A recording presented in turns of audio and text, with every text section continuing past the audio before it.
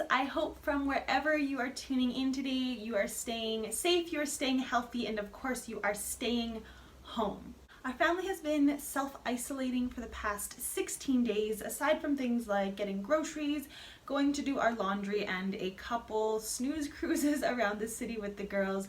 We really have been staying home. So in today's video, I'm going to be sharing with you guys a couple of things that we've been doing daily to help us stay sane in these very close quarters of togetherness. I'm also going to be sharing a little bit of our experience here in Guadalajara, Mexico, and how the city is handling this global pandemic, and a couple of my own thoughts and perspectives on the whole thing.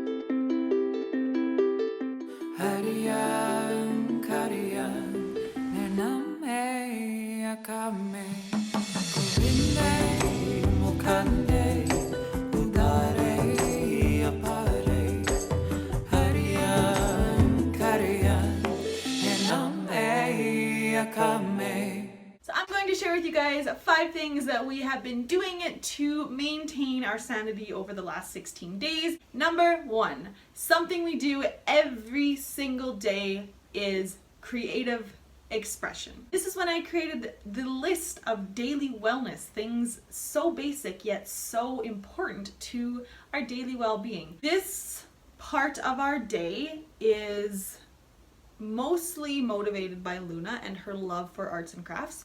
Sometimes our creative play means just painting. I set out paint, paper, and they go nuts. Luna goes nuts over anything she can use her newfound skills of a hot glue gun with. So we've been making robots out of toilet paper rolls and houses out of old boxes. Really anything and everything to get that creative mind of theirs going. This is also a great mandatory time in our day to put me into the space I always crave to be in, but push off for other things that are more important. I do find I hoard a lot of my creative ideas in my mind. Sometimes I get them down on paper, but rarely do I go through with them and bring them into manifestation. So that is what I've been working on. Thank you to my sweet creative Luna. Number 2 is movement. Make sure you are getting your movement in every single day. At this point, we are just welcoming April into the year. Here in Guadalajara, it is so hot. Add being pregnant into the mix and it's like I'm in an inescapable sauna every single day. Every afternoon it reaches about 34-35 degrees Celsius, and because of the cement structure of our apartment, it can get extremely hot in here if we don't adjust the blinds and the windows accordingly throughout the day. So we kind of have a system down here to keep it as cool and fresh in our home as possible, but it still gets really hot, which, this is where I'm getting to, makes me really lazy to get my daily movement in. Some days I like to roll up my yoga mat and do some actual hatha and go through a flow, maybe a restorative practice. Other days I just take it super slow and easy with some gentle stretching. And almost every day we do have some sort of living room dance party.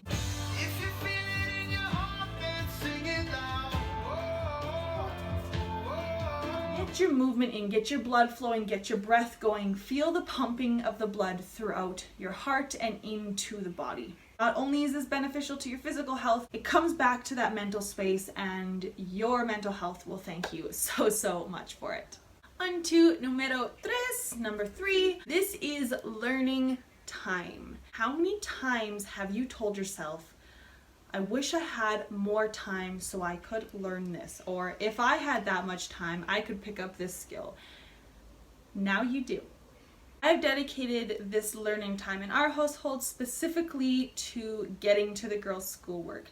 The school did send home their books. We were able to pick them up that last week.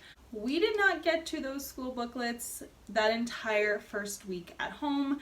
My headspace was just not there. But since implementing the commitment to these daily wellness activities, learning time has been crucial in our day. Morning does work best for our families simply because it is before we have the chance to create excuses as to why we didn't get to schoolwork during the day. And essentially they can learn so much from being at home in that loving environment in a different way than what they do at school. So we're just trying to take that opportunity to learn something every day.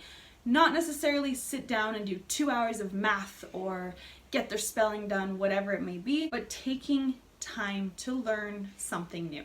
On this topic, I have now seen a handful of links from universities and colleges across North America offering free sit-in classes.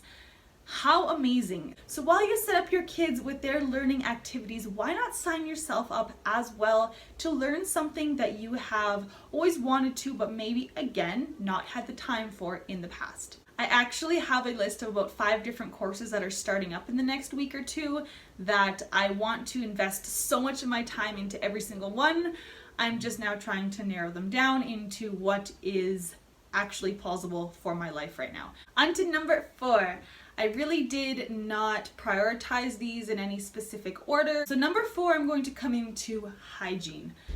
This sounds kind of like a given, but you'd be surprised, especially as moms with young children, how many of us are living in pajamas on 5-day dry shampoo. By taking the time to prioritize your hygiene, you just make yourself feel better, feel fresher, more ready to tackle on the day. I feel like a lot of these points can be done in the morning to kind of motivate you into the mood for the rest of the day. But sometimes I don't get to my self-hygiene until 3 o'clock in the afternoon. I take it when I can get it and I make it count. So I hope every day you are brushing your teeth. I hope every day you're washing your face, even if it's just with water.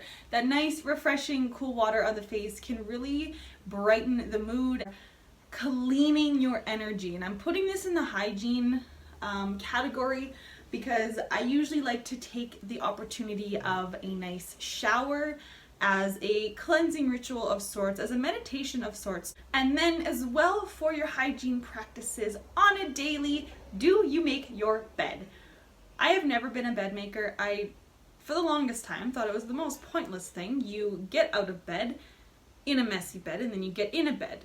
At the end of the day, make it messy to sleep in, and the cycle repeats itself. My mom always used to argue with me that it was the best way at the end of the day to get into a freshly made bed. I do understand where she's coming from with that kind of concept of reset. You lay down on a nice clean bed, it just feels good to then rest and recharge. In the mornings, I do have a homemade essential oil spray.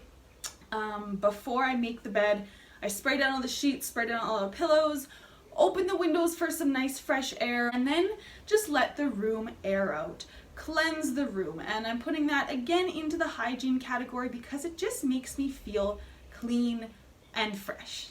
And number 5, last but definitely not least, is rest. Now, by implementing the commitment of rest and downtime into our day, I've actually increased the level of productivity over the week. I find when you're spending your entire day trying to be as productive, or in some cases as busy and accomplishing as many ticks off your to-do list as you can, you end up with the opposite feeling of productivity and you just feel drained. There's that saying, there is a difference between being busy and being productive.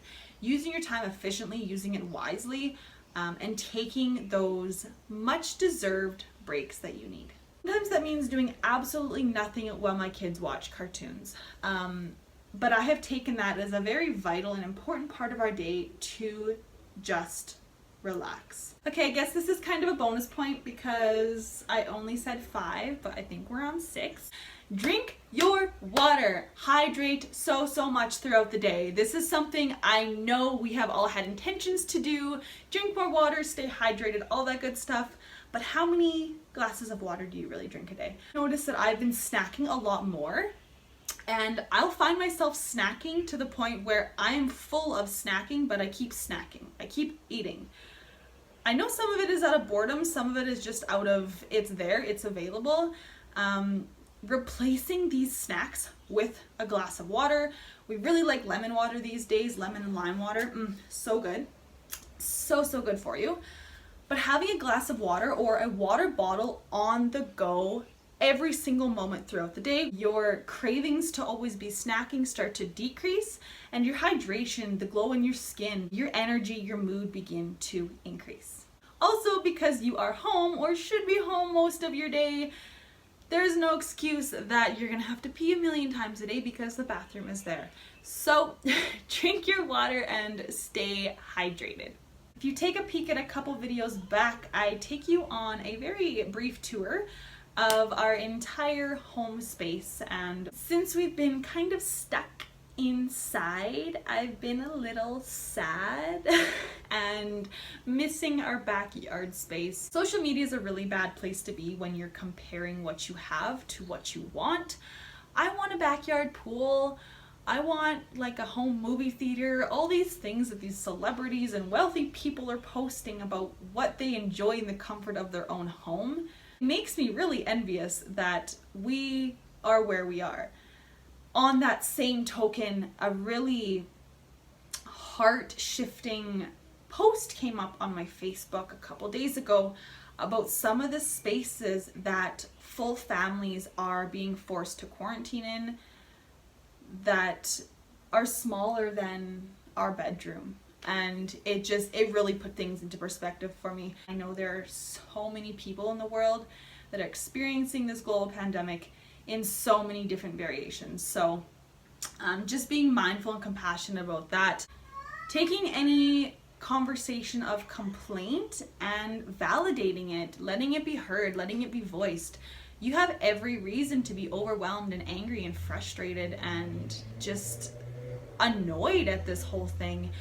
But then also being mindful and being available and open to flipping that complaint into what we are grateful for in this moment. That is, again, just something that has helped me through some of the uncertainty in this whole thing that's going on.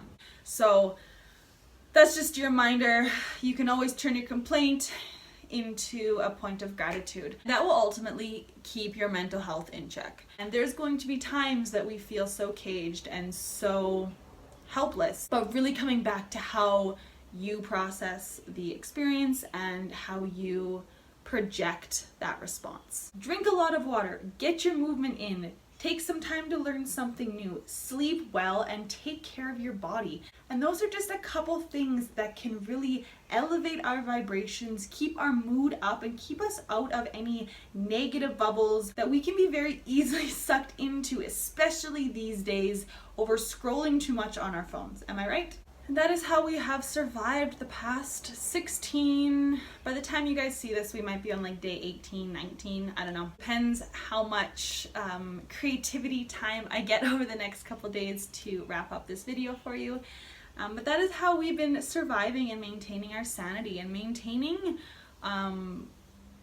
well-being and family well-being and individual well-being throughout these days of unwavering uncertainty. So I do hope you are taking the steps needed to take care of your own body, mind, and the energy within your home space, as that will ultimately contribute to our global healing. As I mentioned before, because this had so much content to it that I wanted to kind of get to and touch on, there is a part 2 to this video, a little bit more of our experience and what's happening here in Mexico, as well as why we chose to stay here instead of returning to Canada before all the crazy travel bans hit.